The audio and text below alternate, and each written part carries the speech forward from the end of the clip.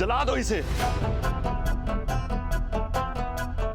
मालिक, इतनी खूबसूरत साड़ी तो किसी बेरंग की जिंदगी को रंग देगी और काफी कीमती भी लगती है। मुझे भी वही लगा था कि किसी भी बेरंग जिंदगी को रंग देगी ये साड़ी, मगर उसे रंगों में रहना गवारा ही नहीं।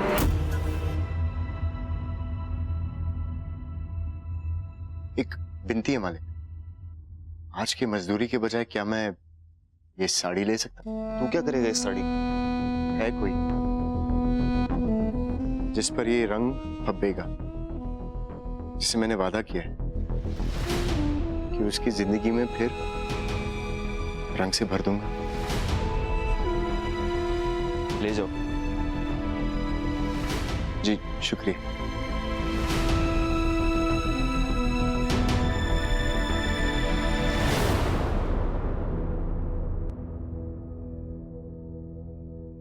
मेरे राम जी, वो अपनी दासी का ख्याल रखना जानते हैं। आज की मजदूरी के बजाय क्या मैं ये साड़ी ले सकता हूँ?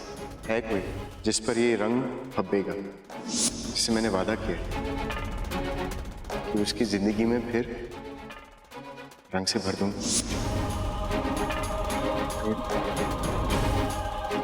गुणवंती और सुंदर, ये क्या कहते हो?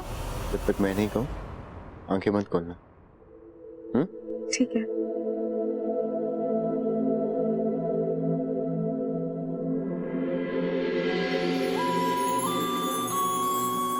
सुंदर,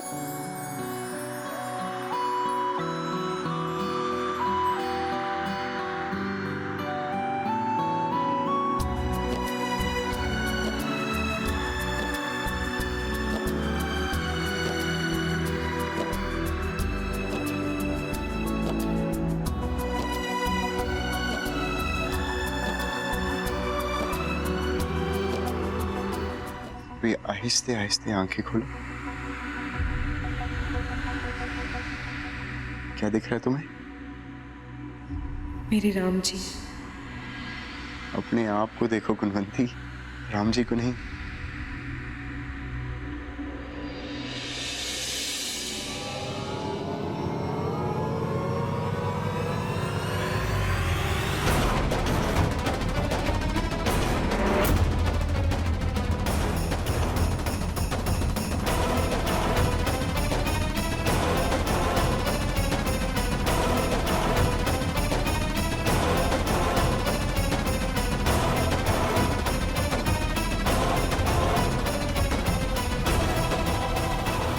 साड़ी कहाँ से मिली तुम्हें सुंदर? जहां काम करता हूं वहीं से तो खरीदी है। क्यों? आज दुकान में नया माल आया था, सोचा कि ये साड़ी तुम पर खूब अच्छी लगेगी तो मैं तुम्हारे लिए ले आया। इसका मतलब?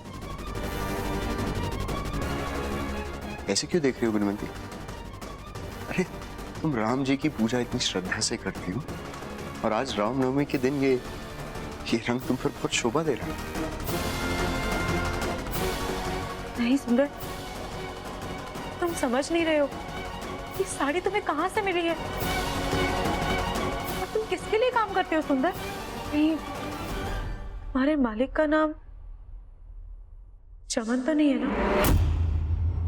मेरे मालिक का नाम चमन है? कौन? क्यों पूछ रही? क्या हुआ गुणवंती? गुणवंती?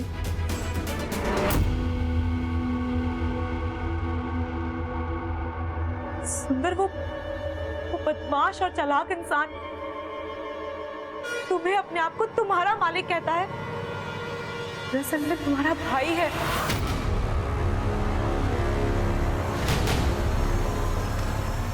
हाँ सुंदर, तुम्हारे चाचा का बेटा चमनलाल। मुझे समझ में नहीं आ रहा है, इतना सब कुछ जानते हो और तुम्हें पहचानते हो, तुम तो मजदूरी करवा रहा है वो। मेरे चाचे का बेटा? हाँ सुंदर, कैसा इंसान है वो और किस मिट्टी का बना है। मुझे तो यकीन ही नहीं आता कि तुम दोनों की रगों में एक ही खून दौड़ रहा है। कुनवंती शायद उसका कोई कसूर नहीं, शायद उसने मुझे पहचाना नहीं होगा। यादाश्त तुम्हारी गई और पहचान वो तुम्हें नहीं रहा है। पर वो ऐसा क्यों करेगा? वो तुम्हें पसंद नहीं करता है, नफरत करता है तुमसे, नफरत। मुझसे नफरत करता है? क्यों? क्योंकि तुम हर चीज में अव्वल थे सुंदर, और उस चमन को ये बात गवारा नहीं। तुम हर चीज में आगे थे सुंदर, व्यापार, पढ़ाई, यहाँ तक कि शादी। शादी? कौन सी शादी? किसकी शादी? कहो गुणवंती, मुझे सुनना है।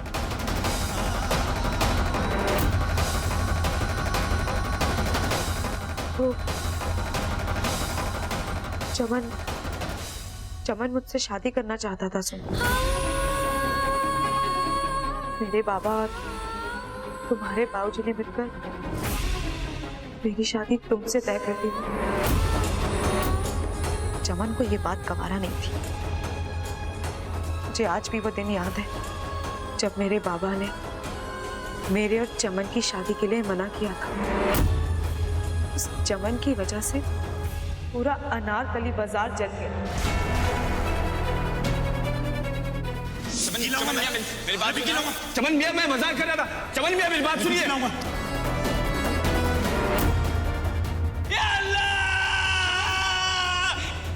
और फिर अरे मार रहे मेरे बेटे को।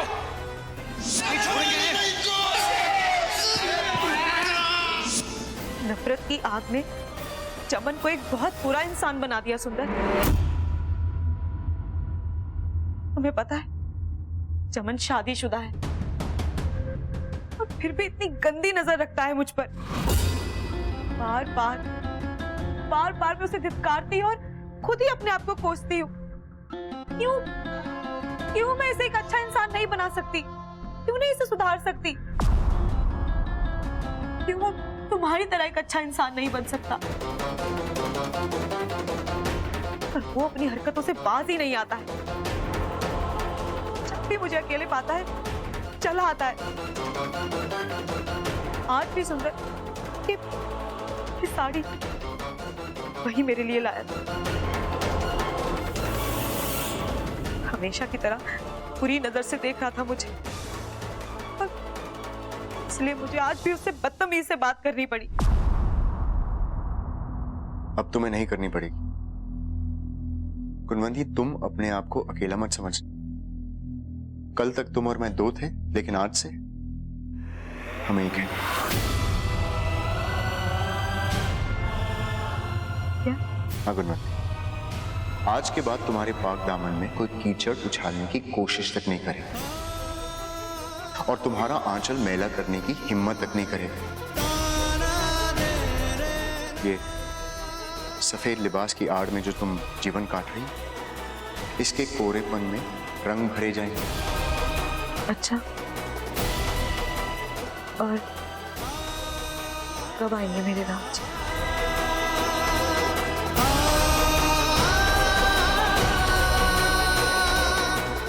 हमारे राम जी हमारे सामने खड़े।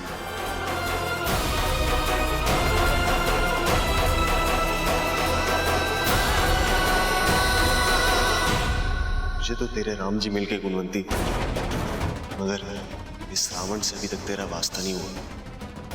तेरी सफेदी पर ऐसी कालक रचूंगा, ऐसा पूरा रंग भरूंगा, तेरी ऐसी इज्जत उतारूंगा कि तेरे राम जी देखते रह जाएंगे।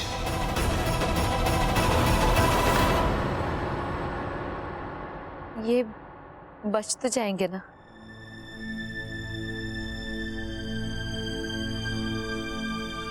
नफ्स बहुत कमजोर हो गई है बीबी। इस वक्त इन्हें दवा से ज्यादा दुआओं की जरूरत है।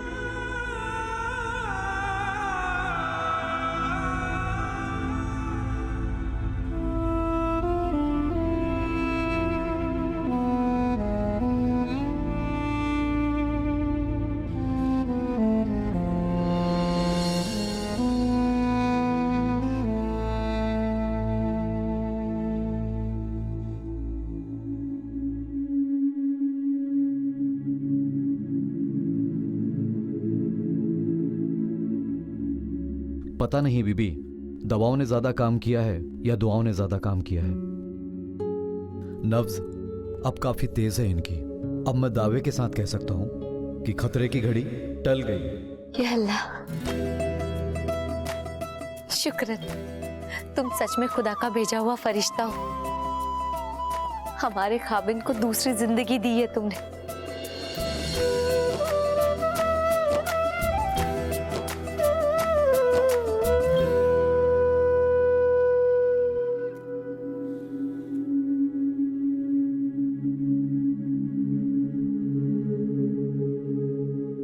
एक ही, आपको उठने की इजाजत नहीं है अभी। तुम गई नहीं अभी तक? तुसी मैनू कैद किता है, याद भी है?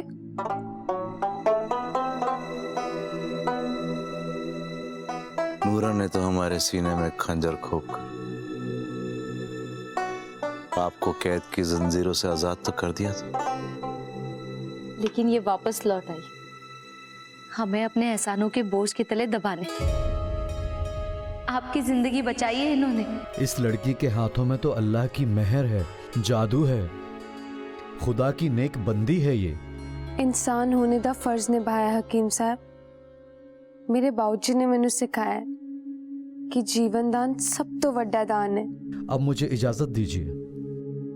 खुदा हाफिज। खुदा हाफिज। तुमने जीवन दान देना सीखा और नूरन जान लेना सीखा। हमें माफ कर दीजिए, हमसे गलती हो गई। जलन के मारे अंधे हो गए थे हम। हमारे गुस्से पे हमारा काबू नहीं था। आप हमें कोई भी सजा दीजिए, हमें मंजूर है। तलाक देना चाहते थे ना, हमें तलाक दे दीजिए। हमें वो भी मंजूर होगा, लेकिन हमें माफ कर दीजिए। तुम तो तलाक देने के लिए भी काबिल नहीं रहे। वो हक तुम खो चुकी। हम तुम्हें अपनी जिंदगी से हमेशा हमेशा के लिए महरूम करते हैं। दूर हो जाओ हमारी नजरों से, कहीं हमारे हाथ तुम्हारे खून से ना रुक जाए। जाओ।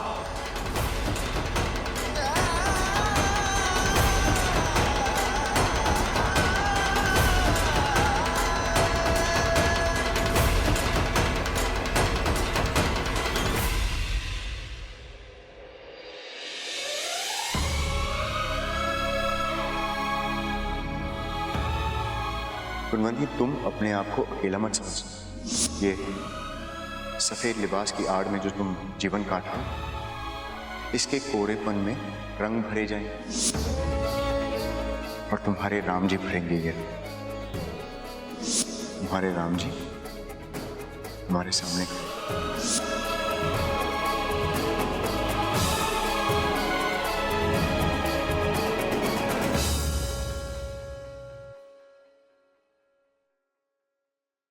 वाकई में सुंदर ने जो कहा मैं मान लूं।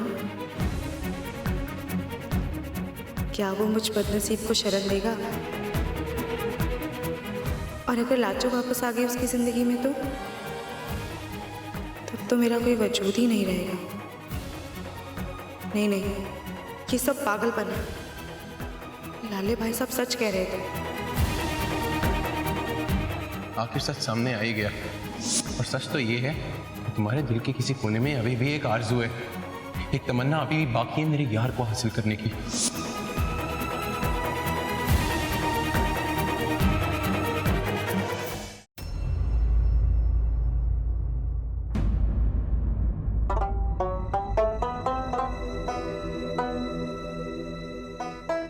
हमने आपका शुक्रिया अदा नहीं किया। शुक्रिया तो मुझे आपका करना है। आपने मेरी जान बचाई है, शुक्रिया। वैसे ये शुक्रिया का सिलसिला काफी दिलचस्प है फरीब जान। मत बुलाओ मैंने उस नाम से। तुम्हारा ये गुस्सा, बात बात पे नजरों से तीर चला, हमें कहीं का नहीं छोड़ा। अच्छा ठीक है, नहीं बुलाएंगे उस नाम से। क्या नाम लूं? लाजो। मेरा नाम ही अपने जहन से मिटा दो। बड़ी मेहरबानी होगी तो कुछ मांगने आई थी मैं। सुने कि ईद के दिन ईदी मिलती है। ईदी विच मैनू कुछ खास चाहिए। ईदी पे जो मांगोगी मिले। कहो। आप नूरन बेगम को तलाक नहीं दोगे और उनको वही हक और वही दर्जा दोगे। ये ईदी तो नूरन की हुई, और तुम्हारी ईदी? मेरी ईद, मेरी दिवाली, बैसाखी सब मेरे बाराती जी नाल जुड़ी है। नहीं, हमने बहुत कोशिश की कि इन आंखों में अपने चेहरे को देख पाए। जमाल पेशावरी एक बाजीगर और हार के जीतने वाले को बाजीगर गई। आपको वापस ले जाए, पर यह हमारी हार। लेकिन आपके चेहरे पे ये खुशी देखेंगे तो यही समझ जाएंगे कि इसी में हमारी जीत। हम आपको वापस आपके बराती जी से जरूर मिलेंगे।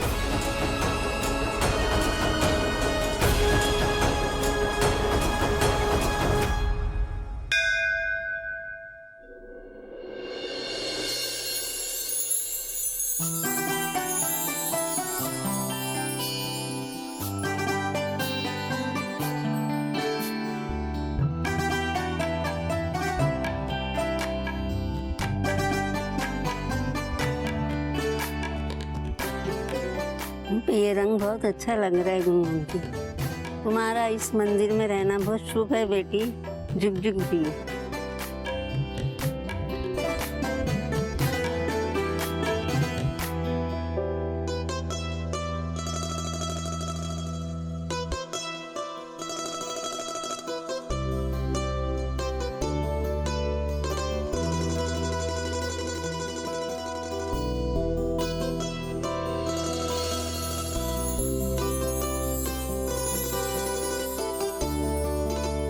सुंदर, तुम आ गए।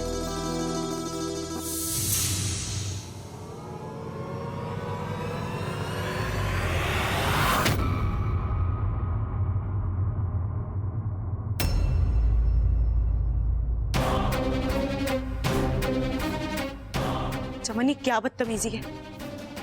तुम अपनी हद से आगे बढ़ते जा रहे हो और तुम कैसे भूल सकते हो ये भगवान का घर है। कैसे भूल सकता हूँ मैं? और वैसे भी तुम्हें इस रंग में देखकर मेरी याददाश्त थोड़ी और गहरी हो गई है। वो तुम ही थी जिसने जोग लिया था, और आज इन रंगों में सुंदर ने तुम्हें जोगन से अपनी रखेल बना लिया है क्या?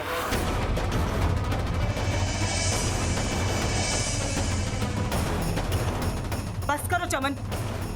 सुनिए सुनिए सब लोग, सच तो ये है कि ये कपटी औरत शुरू से ही सती सावित्री के रूप में धर्म के नाम पर अपना मुंह काला कर रही है अपने उस यार के साथ। बता सबको क्या रिश्ता है तेरा सुंदर के साथ।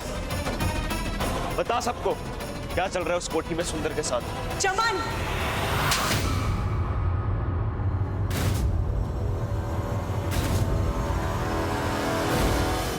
साथ में इन सब की आंखें भी कुछ पूछ रही हैं। पूछो इससे क्या रासलीला रचा रही है ये सुंदर के साथ उस आंगन में। बता सबको क्या रिश्ता है तेरा सुंदर के साथ। बोल, बता सबको।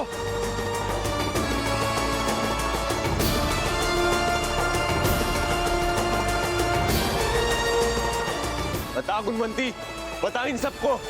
चुप क्यों हो गई?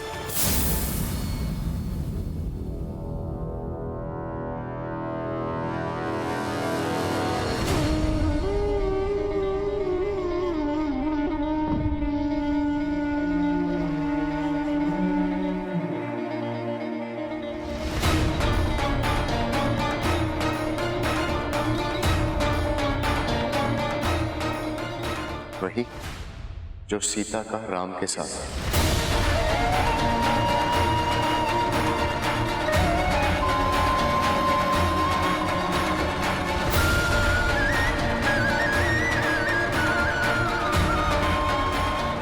रिश्ता पूछा था ना तुमने, तो सुन के चौंक क्यों गए? और आप सब चुप क्यों हो गए? आप, गुणवंती और मेरा वही रिश्ता है जो एक जीवन साथी का दूसरे जीवन साथी के साथ होता है।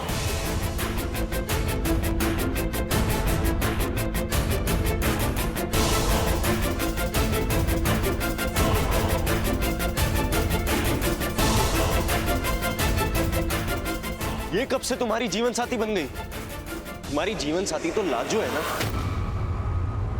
और तुम उसे भूलकर इसके साथ रंगरलियां मना रहे हो।